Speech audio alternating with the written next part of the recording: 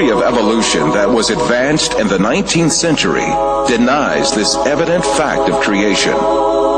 This theory holds that the species on Earth were not created by God, but came into being as a result of processes governed entirely by chance. The founder of this theory was an amateur naturalist named Charles Darwin. Darwin expounded this theory in his book, The Origin of Species, which was published in 1859. Darwin's book was an instant success, but its popularity was due more to the ideological implications of the book rather than its scientific worth. Darwin's ideas provided considerable support for the materialistic philosophy, which denied the existence of God. The founder of dialectical materialism, Karl Marx, dedicated his book Das Kapital to Darwin and wrote on the cover, "To Charles Darwin, from a devoted admirer."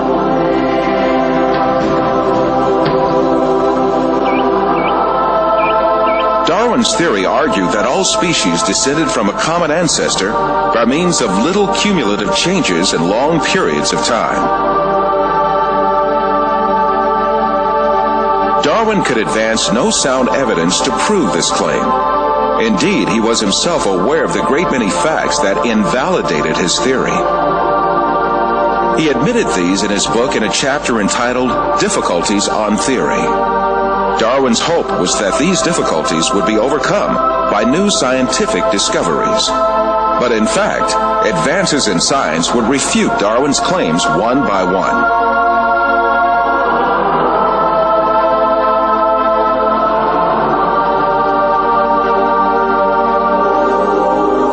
Darwin proposed that all species evolved successively from a common ancestor. But how did that first living thing come into being? Darwin did not address this question at all in his book. He was not even aware that this point was one of the biggest refutations of his theory. The primitive understanding of science in his day assumed that life had a very simple structure. According to a theory called spontaneous generation, which was popular since the medieval age, it was believed that living things could easily arise from non-living matter. It was commonly thought that frogs spontaneously arose from mud and bugs from food leftovers. And some curious experiments were designed to prove these theories. A handful of wheat was left on a rag, and mice were expected to arise from the mixture. The maggots on meat were also taken as evidence that life could generate from non-living matter. But later it was understood that such maggots did not form spontaneously, but that they emerged from microscopic larvae deposited on the meat by flies.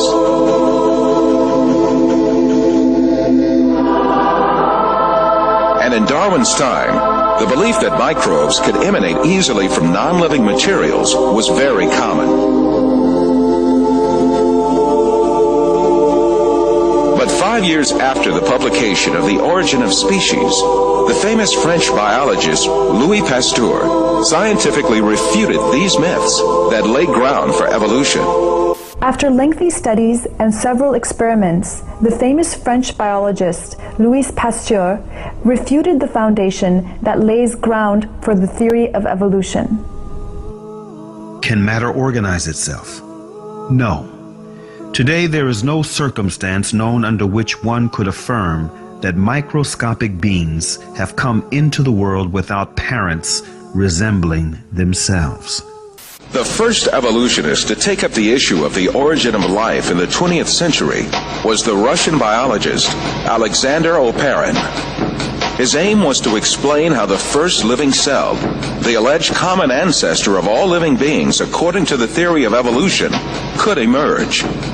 In the 1930s, Oparin formulated a number of theories to show how the first living cell could arise from inanimate matter by chance.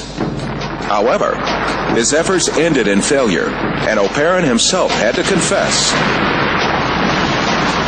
Unfortunately, the origin of the cell remains a question that is actually the murkiest aspect of the whole theory of evolution.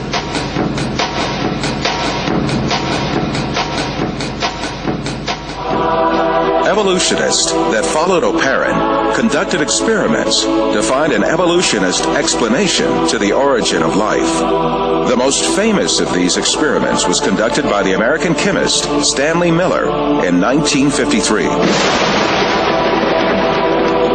Miller obtained a few simple organic molecules by triggering a reaction among gases that he claimed would have been present in the primitive Earth atmosphere. At the time, this experiment was regarded as a scientific proof for evolution. It turned out to be no such thing at all.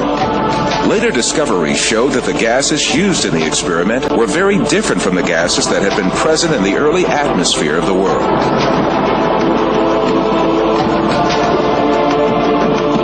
Miller himself eventually admitted to the invalidity of his experiment.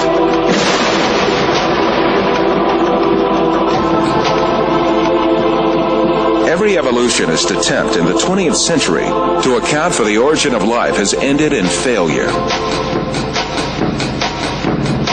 Jeffrey Beta, a professor of geochemistry and a leading advocate of the theory of evolution, confesses this fact in the February 1998 issue of Earth. Today, as we leave the 20th century, we still face the biggest problem that we had when we entered the 20th century. How did life originate on Earth?